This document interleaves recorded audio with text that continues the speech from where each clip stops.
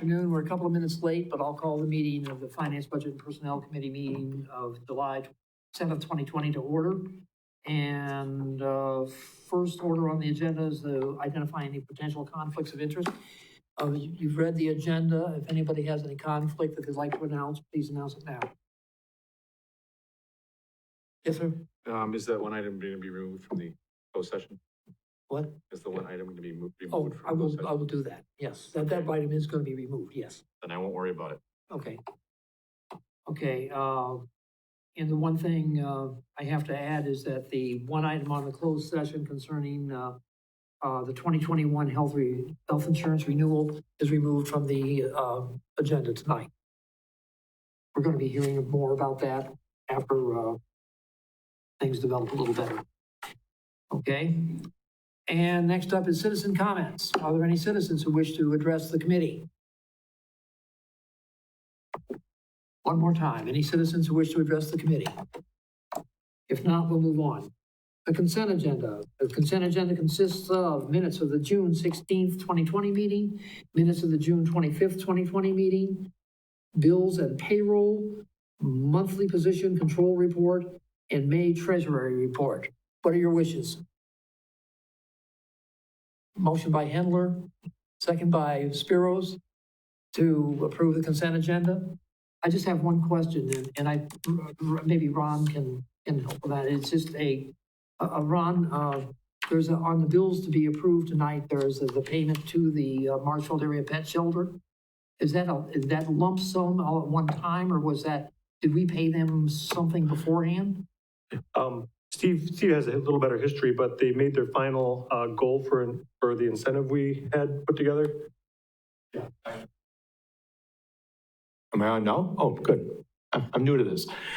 Yeah, they have completed substantial completion of the building. So they have achieved the first two milestones, and that's the first payment.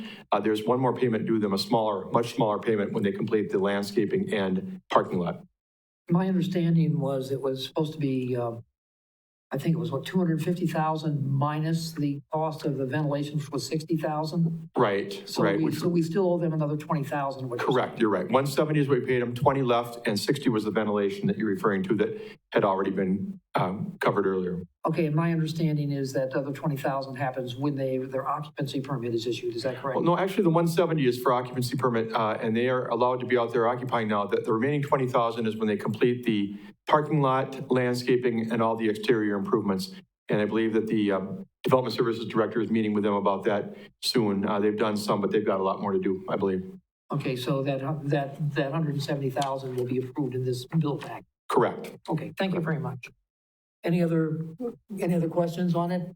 If not, we have a motion and a second to approve the consent agenda. If there's no further discussion, all those in favor say aye. Aye. Opposed? So carried. Next item up is, there are no items removed from the consent agenda.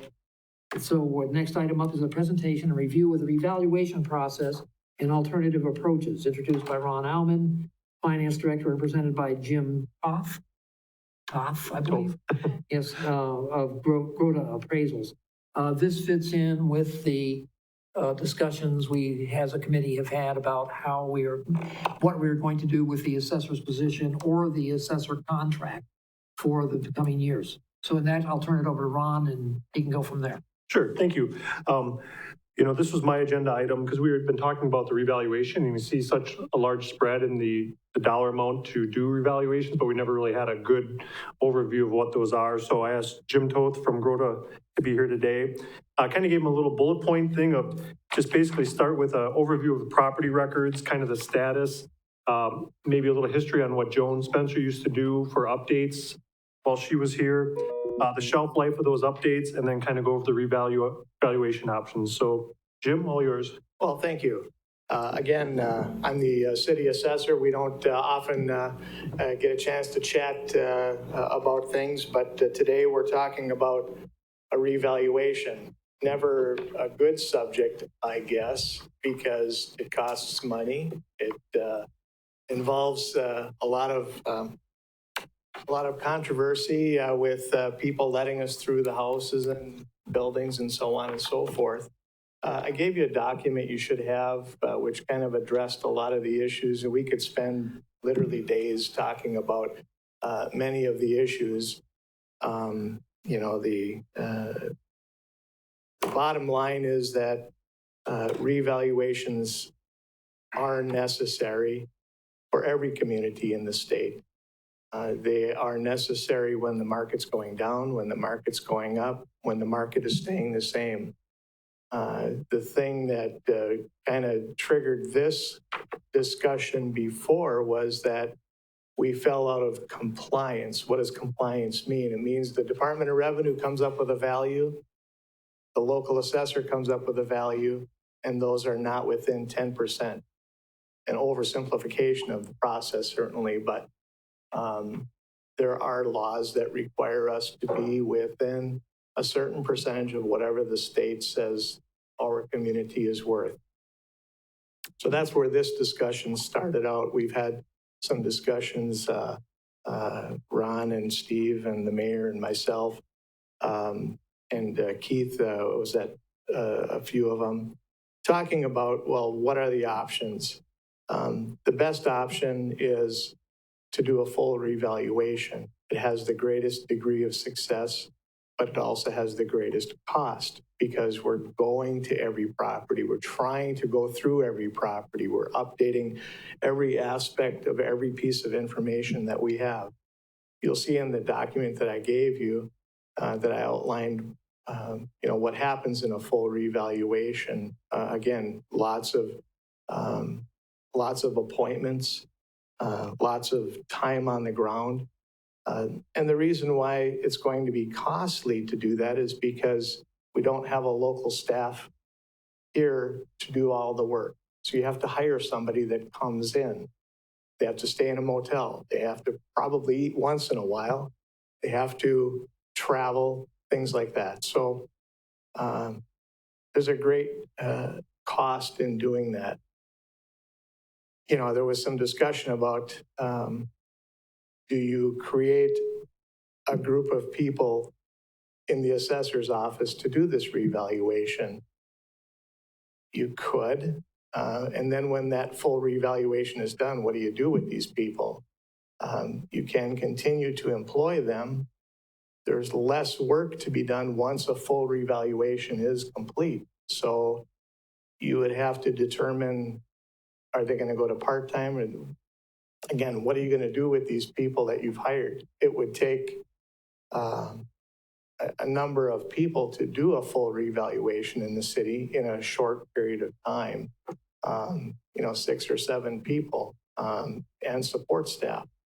So that's why you're probably going to hire somebody to do a lot of the work. Yes, you could have an assessor that, is in the office all the time that oversees, and you really do need somebody that oversees that project, make sure it's done as the city would like it to be done. The next type of revaluation is what we call an exterior revaluation. It's not as in-depth because you're not going through every property.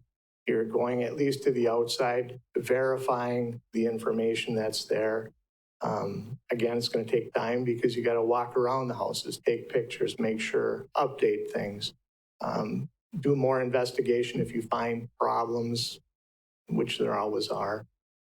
And the third type is what we call an economic update, statistical revaluation. I will say this, your records are not in good enough shape to do that kind of revaluation where you could sit in the office and just simply look at statistics and determine what properties in certain areas should be worth. There's a reason that the records aren't in that good a shape. It's no reflection on any previous assessor or administration in the assessor's office. Really is just the fact that records went from a manual version of the record, paper, if you will, to digital records. And it was transformed several times. We're on the 3rd transformation. And hopefully this transformation will stick around for a lot of years so that we don't have the same problem. Every time you convert data in anything, you lose something, you gain something. So we would hope that the records would be put into a condition that allows for statistical revaluations in the future, which is a less cost. There's more risk, certainly, but there's a less cost over time if it's set up. If you do a revaluation, set up thinking, we're going to maintain these records. So again, I can go on for days and days if you want and bore you, but maybe you have some questions that you could ask from the document that I provided to you. I'll open the floor for questions. Do any of the committee members have any questions? Yeah, go ahead, Mr. Wetzel. Thank you. Do we have information about what types of revaluations were completed in 98, 99, 03, 04, and? They were not the full revaluation. They were a combination. The commercial property in 2010, I believe Steve Shepro at that time was hired by the city to assist the assessor's office. He did the commercial properties. So he went to every commercial property and made sure everything was good with those, went through the interior, valued them. The rest of the property was just I'll call it a cursory look. I think the last time a full revaluation was done, and I've been trying to find this out, I think was back in '87 when I worked on it. When, Bomar Appraisal was hired to do the full revaluation. And I believe you had an office staff of 5 or 6 people that assisted us doing the revaluation at that time. So it's been a lot of years since we've been through every house. Thank you. Anybody here? Okay, then I'll take a turn. I read through your document and a couple of things crossed my mind. One of them you just mentioned was that the lowest level you can do is a statistical revaluation, and it's fraught with dangers because it's only as good as your record. I can't imagine why anybody would ever actually do that. I think we need some higher level of revaluation, some higher level done. But one of the things that occurs to me is that our last development director was very concerned about the fact that when the building inspection function was turned over to his department, he was distraught, to say the least, over the fact that a lot of the forms, a lot of forms were not being filled out on completion of renovations of homes and businesses, and therefore very little was being passed on to the assessor's office. And there was a program initiated to make sure there was a form that got filled out at the end of every inspection, and a copy of that form went to the assessor's office. In your experience, is that helping our situation now, or is it still bad? You mentioned that there was a lack of documentation in the files. Is it getting better than it was? That's what I want to know. From the standpoint of the permitting and working with that department, we have an excellent relationship with that department, the permitting department. They are always giving us, I won't say more information, but it gets a little overwhelming at times.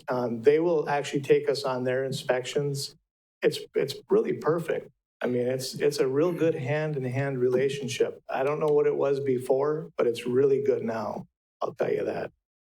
Well, I can tell you my personal experience. I took out a permit and had some work done on my home. And within a week after the inspector signed off on it, I had a visit from the assessor's office. So I thought that was rather good timing. I thought they were doing exactly what they were supposed to do. But the question is this documentation giving us a clue of how to keep things? You don't have to wait for revaluation to change the value of a particular property if you have direct information that some work's been done on it. Can't that revaluation of that individual property be done at the time that the work is done? And they are. And those updates are made when they do affect the value. So if we go to a property, we determine that a permit was taken out, of course, that's why we're probably there, or a sale occurred on the property. We add or subtract the amount that the permit, in other words, they tear down a garage, they build a new garage. So we take off the value of the old garage, add the value of the new garage, which is an incremental change. They paid $12,000 for the new garage, but we had the old garage assessed at $9,000. So now there's an increase of maybe $3,000. Of equalized, or Of assessed value. assessed value, Yeah, sorry, that's all, not equalized, right. The equalized is a whole different right. thing, but, so we do change the values of properties when we find, even if we go to a sale property, we find out that there might be basement finish that we didn't have on the records, we add that in. We find there's sheds or something on the property that weren't in the records before, we add that in. And even when we go for a building permit, we don't just go and look at that one item. We look at the whole record to make sure we've got, again, the inspection department gives us a lot of information. And so that's why we try to get out there right away. It's makes a lot of sense. People have questions. How is this going to affect their taxes and so on and so forth? We like to answer that right away. One last question, and just looking at your charts and what you provided to us in your rather detailed document, I'll have to admit, thank you very much for that. You're welcome. You're talking about okay, if we were going to do a full revaluation, go to every structure in town, and do the whole thing as you described earlier, it would take 2-3 years to do Yes. that? So what happens in the third or fourth year to the properties that you were inspected and valued in the first year? How do you, they're going to be, by the time you're in the fourth year, what you did on the first year is going to be out of date and going to have to go back and have some follow-up on that too. So how do you do that? How do you deal with that? So that's a good question. That's a great question. And so what you hope is that permits are being taken out for work. And that means the stuff you went to 3 years ago, if there's a permit, you're going to go back and pick up the permit. So you're only work. going to pick it up, you're really going to revalue it if there's a permit on file. No. I mean, you're going to catch up with it. You're going to catch up, again, so you were there 3 years ago, nothing has changed except for the market value, which you're going to update at the end of the revaluation. So the third year, if it's a 3-year revaluation, all of the property would change in value on that one time. But you may have additional changes because somebody you visited 3 years ago tore down a garage. So in the third year, so now not only are they going to get a change because of the revaluation, they would get a change because of the change to the property, the alteration to the property. Am I making any sense? Yes. Okay. So again, that's why it's so important that we work well with the inspection department, is because they let us know when things are done. If we find things that were done without a permit, we go back on omitted taxes, just like basement finishes that somebody didn't take out a permit for, or a shed or a garage. We put those in the assessment roll as omitted. One last question, and this is just for just for my edification. I hope that it enlightens some of the others here. Your answer will enlighten some others. In the housing and urban development, U.S. housing and urban development parlance, there is this strange animal that they call functional obsolescence. That basically pertains to a type or style of home that no longer meets the needs of the current society and what they currently do. Such a thing might be a house that had old knob and tube wiring, or a house that perhaps could not be retrofitted for it's because of the nooks and crannies and the stories and everything else. Couldn't be suitable for wireless, Bluetooth or something of that nature. Do you take that into consideration when you're looking at properties? Absolutely. We ask a lot of questions when we go to a property to try to determine the depreciation, the type of depreciation. Is it just simply that it's getting older? Is it functional obsolescence? Is it curable or incurable? You know, sometimes something is curable, but the cost to cure it costs more than you'd ever get out of it. So in knob and tube wiring, you can have somebody rewire the house. It's a cost, but it's not exorbitant. But it devalues the house by that price. Right, and it's hard to lower ceilings from 15 feet down to 7 feet without an extraordinary cost, you know, so, you know, and economic obsolescence as well occurs, which is an external force. You know, somebody moves a railroad into next to your house, you know, obviously I might not want to live there anymore because it's pretty noisy. So there's many different types of obsolescence. We do account for it. We ask a lot of questions. That's why we ask people to let us through, is because we have that time where we can ask them questions, give them the opportunity to tell us all that's right or wrong with the house. Yeah, and there was a method to my madness in asking that particular question, and that method is the age of Marshfield's housing stock is a good percentage of it was built prior to 1950. And that will affect valuations, it'll affect property values, and ultimately our levy. So that's why I asked that question. It doesn't affect the levy. If you look at it, well, not the levy, but the actual revenue. It doesn't affect the revenue either. The revenue is based on the budget that everybody comes up with.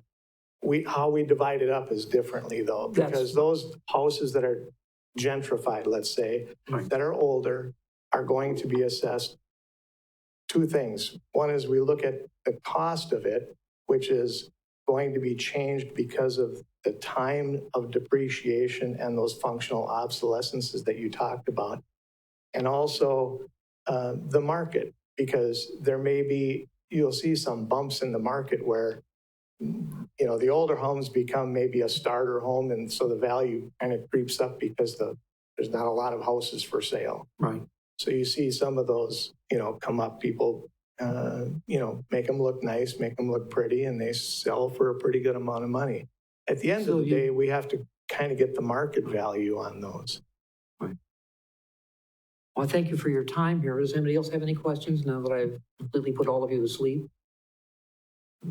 Oh, there you are, Nick. Go ahead. I just have one question. Sure. You mentioned that it appears that the last full revaluation was in 1987.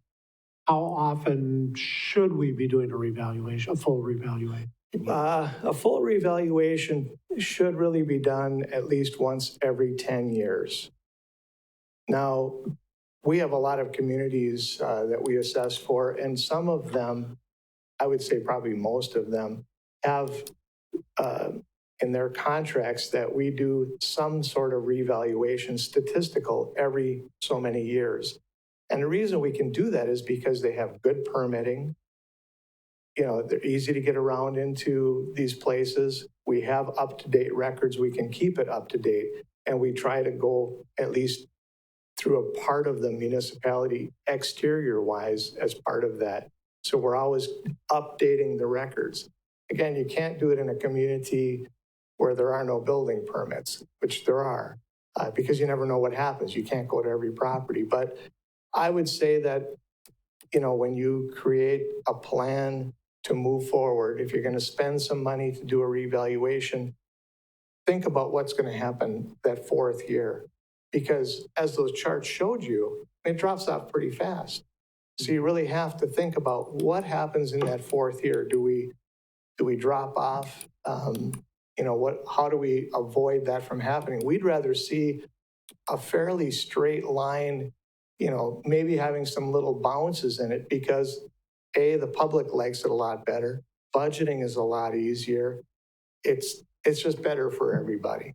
You know, you don't have these big cycles where all of a sudden you got a flock of people running around to everybody's house stirring up controversy, because honestly, that's what happens, you That's- know? You're right. I've lived through, two of these things, and, with the public does not react well to, the people going to their houses. I mean, we've had a couple of, I had one group, in another city that did a beautiful job of public relations. They really worked hard on it. And they still ran into a great deal of resistance, and the final product was still very controversial. So yeah, nobody likes revaluation, or the citizens don't like revaluation very much either, because they see on paper the price of their house going up, and they think they're going to pay more tax. And truthfully, there have been some city councils and elected officials who have taken advantage of that perception to actually collect more revenue. So they have reason, I think, to be wary of. So that was a good question. Oh, yeah. Go ahead. please. What you're referring to in that last answer is basically what's commonly called, or at least used to be commonly called, the full value maintenance approach, so right? Yes, You're doing an annual adjustment statistically to keep up to a greater degree. yes. Yeah. Oh, that's good. Anybody else? If not, we thank you very much for your time. Thank you, I don't and know of how far course, you have to drive to get here, but I hope you get to drive back in No, I'm dry staying. weather. staying in Marshfield, so. Okay, But if anybody has questions, feel free to reach out to our office. You know, we'll either answer them or we'll figure out an answer for you, one or the other. Actually, we are pretty good. Keith is in the office and he can answer just about anybody's question. If you've got my phone number, I'm sure, just give me a call, email. I'm more than happy to help clarify things, okay? thank you very much. Thank you. Next up on the agenda is the request to amend policy number 3.820. That's Jen, you have that one? Or, oh, you do, okay. I'm going to start Chris? this off. Okay. Back in 2019, it was presented to do a comp time pilot study program for the street division and increase the comp time from 80 hours accrued comp time to from 40 hours. In the past, the policy, the street division employees could earn up to 40 hours and use, let's say, 8 hours and then reload that 40 hours. In the past, it was like that. So this was an opportunity to increase it and cap it at 80. So this was presented to you in March of 2019, a 6-month trial program. And what we learned that only 5 to 10% of our overtime is during the summertime, and 90 to 95% of our overtime is in the winter. So we extended it by 6 months. With what we found out during the winter of this year, 21 out of the 24 employees participated in this pilot program. Right now, currently 11 employees currently have reached the maximum of 80 hours, with the remainder accruing between 60 and 70 hours. And with that, employees can accrue comp time from January 1st to mid-November. And then from mid-November, they have to have it either scheduled out for the remainder of the year. If they don't have it scheduled out, they get it paid out due to finance policy. Overall, the positives, employee morale has increased during the long winter season, showing we value and sacrifice our staff makes by coming in outside of work scheduled weekends and holidays. Right now, on Friday, we have interviews for 2 vacant positions, and we use this as a tool, whether it's 40 or 80 hours. We have a good recruitment for Friday's interviews, and the pool that we have right now are very skilled people that have been in the jobs for 3 to 5 years. They've probably accrued or have 2 to 3 weeks of vacation already on the books. And we kind of use this as a tool to say, you're going to have a minimum amount of vacation to start out, but you have an opportunity, if you would like, to accrue some comp time. Just to give, I did a little more research and talked with some of my peers for comparables. City of Wausau is very similar to our current program right now. They can accrue 40 hours and then reload after they use, let's say 8 hours, and then it goes down to, their bank goes down to 32, and then they can reload and get it back up to 40. Wood County can accrue up to 80 hours, but they're able to roll over any unused comp that they can for the following year. So for instance, if they had 20 hours left on their bank at the end of the year, they can carry, if they so choose, an additional 20 hours in the following year. Interesting enough, Marathon County, they can accrue up to 160 hours of comp time, but the highway commissioner has limited that down to 60 he's really short-staffed himself right now. So he limited it to 60, but they can keep the 100 on the books. And he said they use that comp time for injuries or any other events that if they need to take off, especially for FMLA type situations. And Wisconsin Rapids was really interesting. They don't have any limits at all, but they can only carry over 50 hours per year. So a little background on some of the other communities around us.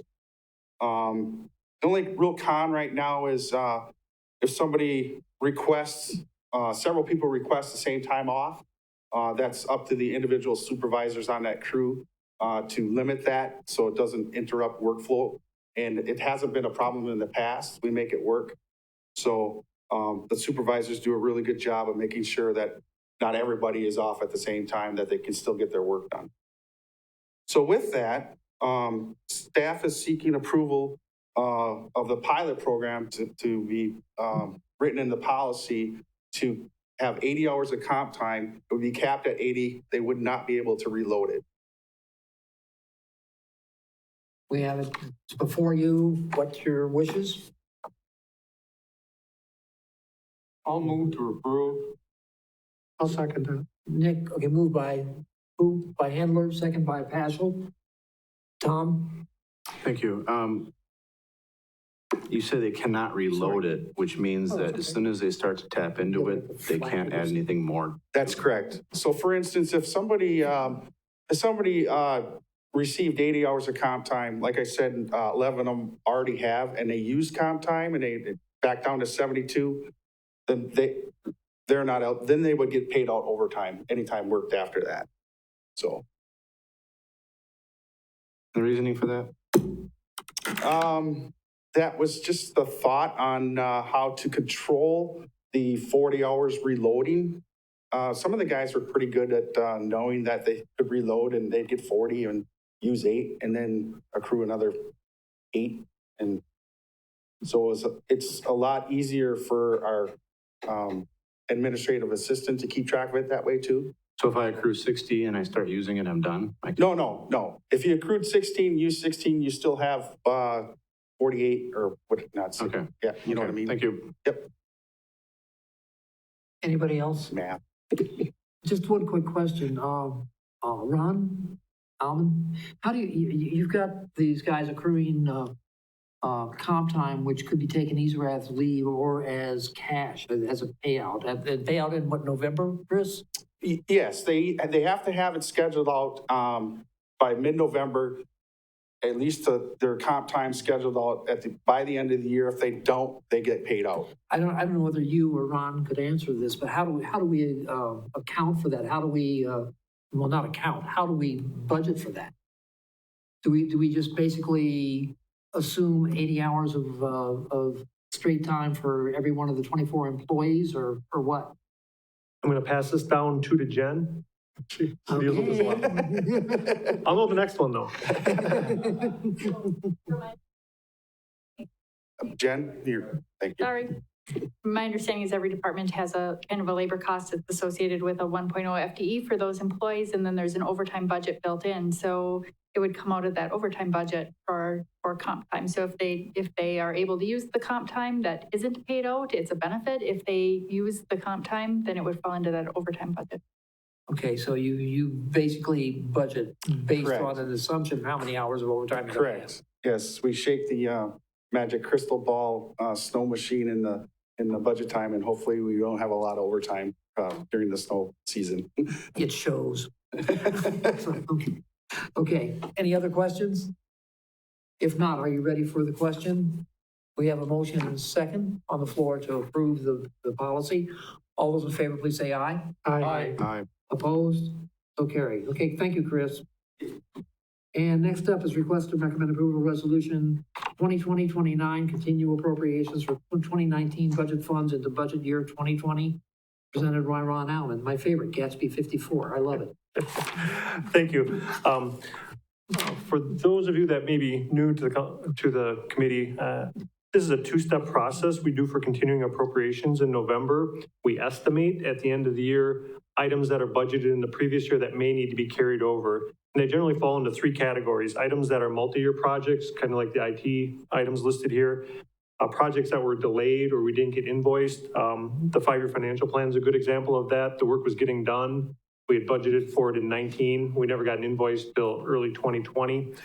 And then statutory requirement for the library to calculate basically like a profit loss of the library and carry that forward all the time. So the first step in November estimates it, and then the second step in the following year closes it to actual. And we could do this earlier in the year, but I always like to have the audit in hand. So what this step is doing is making sure that we didn't double count it. So in November, I put in $20,000 that I thought I'd have to carry over for the financial plan. And if I would have paid that by the end of 2019, it would be off this list. So now is the double check to make sure it's fine. And the end result of this is that the number you see on the first page of the resolution, 299,074, that's the amount that would be in the 2019 financial statements, because we estimated with this resolution, we have the items listed. We would actually make an adjustment in our financial records. So then the committed fund balance for continuing appropriations is the 201,219. And the items, nuisance property abatement for Josh Miller, because it's kind of unpredictable, he'd been asked to carry some over for when it does occur. Eng's multi-year information systems items, the 5-year financial plan, and the library. So actually the list is quite a bit smaller this time of year than in November when we estimate. So I'll take questions or a motion to approve. Do I have a motion? I'll make a motion. Motion by Nick, second by. Okay. Right, Mr. Wetzel, thank you very much. Any discussion? And basically, these are now showing in our budget as restricted funds in those departments, right? They're restricted to those particular functions. Correct. Yep. And then in total, you see it in the general fund, that 201,000 is committed fund balance, if you look at any of the reports. Thank you. Any further questions? If not, all those in favor, please say aye. Aye. Opposed? So carried. Okay, and next up is request to recommend approval of extending policy number 3.522, emergency responders sick leave, presented by Jen. Thank you. Popular tonight, Jen. Go ahead. Thank you. So earlier this year, back in April, we put in 3 policies due to the pandemic. 2 were required by federal law. And then this was the 3rd policy. This policy is basically in place to be able to provide those people within the city that are designated emergency responders to be able to have some time paid in the event that they would need to take off time due to the coronavirus. And so they're pretty specific criteria. The employee either needed to test positive, they've either been ordered to self-quarantine or home isolate by a doctor or a health department, or they were designated by a member of leadership, a health department, because of exposures. And so if those criteria are met, basically what happens under this policy is the employee is able to take up to 80 hours of leave time that is then paid at their normal salary. And so it's very similar to the requirement under federal law, but this protects those employees that are in that emergency responder group. So the reason I'm bringing this forward tonight is the fact that the policy was scheduled to end as of June 15th. And obviously we're nowhere near the end of our pandemic right now. So what I'm asking to do is to extend the policy to December 31st, 2020, which follows the 2 federal policies. And if there's a need to extend or reevaluate, we would address that at that time. What are your wishes? A motion by Hendler, second by Paschal. Discussion? Okay, the motion is to extend policy number 3.522 through December 31st of 2020. If there's no further discussion, all those in favor say aye. Aye. Opposed? So carried. Next, okay, and Steve, you want to take this on the assessor's position? Yeah, certainly. I had talked to Chairman Wagner about a week ago about this. We've had conversations at the past 3 meetings before this regarding the assessing services, which the current contract with Groda expires on December 31st of this year. So we're about halfway through 2020. And we need to look at making a decision fairly soon. The conversations we've had have been good, but the 3 options still remain. We should either look at signing a 2-year extension of the existing agreement with Groda with possibly a negotiated price increase. You've received a proposal from them. We looked at it back in May, but certainly the committee could come back with something else. Option number 2 would be to solicit proposals for contract services from other providers. There are other companies that do this kind of work for especially smaller communities. Or we could look at updating the former city assessor job description and seek to hire a staff position similar to when we had Joan Spencer here up through 2017. She had been our city assessor for more than 3 decades. So those are the options. And in talking with Ed, kind of agreed to put a bookmark here and say that 2 weeks from tonight on July 21st, we really need this committee to make a decision, especially if that decision is going to be for option 2 or option 3, because either going out for proposals from other firms or going through the process of trying to hire a staff assessor would take considerable time. In fact, I think Jen and I have talked about this a little bit. We're any longer, we're kind of pushing the timeline to make one of those options happen. So we really need to know at our next meeting what direction you want to go with this process. So I guess all I'm looking to do is put that bookmark in the 2 weeks from tonight. I'd like to see the committee make a decision that could go to the council on July 28th, and we could get moving. Does anybody have any objection to that? No. I think we've got enough to make a decision, or let's put it this way, enough to make a good debate before to arrive at a decision anyway.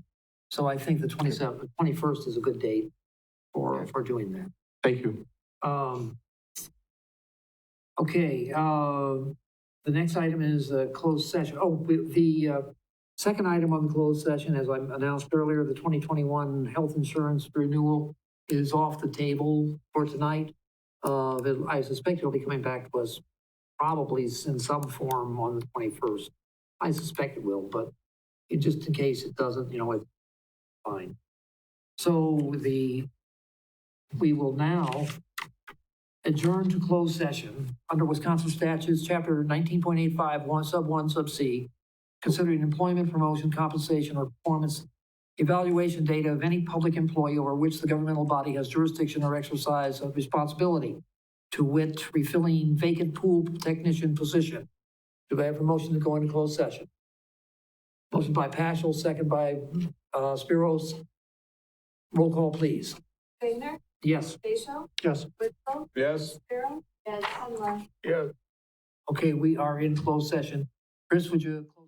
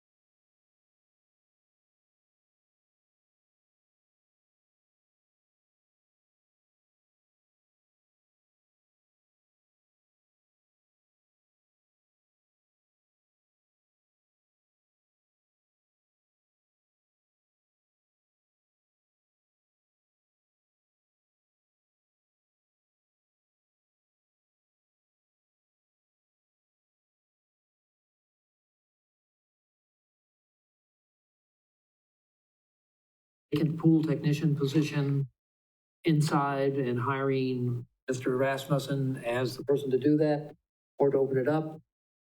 We had a lengthy discussion, and now the council the floor is open for a motion. I'll make a motion. Paschal. I'll make a motion that we promote Tim Rasmussen to the pool technician position and open the park technician for hiring. Is there a second? Second by Wetzel. Discussion? All those in favor, say aye. Aye. Opposed? No. No. Can I see your hands on the nose, please? 3. The motion fails. So what do you want to do? Do you want to go out for bids, or what? Do you want to, or maybe, you see, there was a 2-part motion he made. One was taking, hiring for the job, and second was to make the pay, or open up the other one. You want to restate the motion? You want a motion? Go ahead, Tom. In light of that decision, I guess I would move to fill a to post for a park tech position, and once that's hired, then address the pool technician position. Could you say that louder? I couldn't hear that. Sure. I would move to open up a position for park technician to be filled, with the understanding that once that's filled, we would readdress the pool technician position in terms of Mr. Rasmussen. Is there a second to that? Second by Spiros. Discussion? If not, all those in favor say aye. Aye. Opposed? None opposed, motion carried. Okay, items for next agendas. I've got one thing here. That I gave Jen some paperwork here a little while ago before the meeting started. And one of the things that I've been asked to do from some constituents, as well as some aldermen, is to look at the possibility of opening up an ethics committee, or creating an ethics committee within the city. I drafted up some ideas and I gave them to Jen. I asked her to try and get them back to us.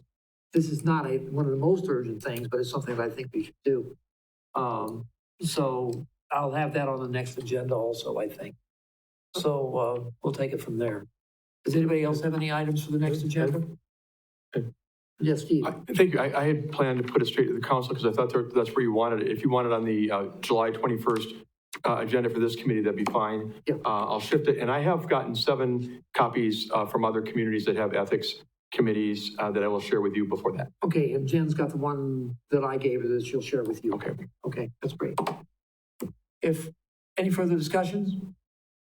If not, we stand adjourned. Thank you.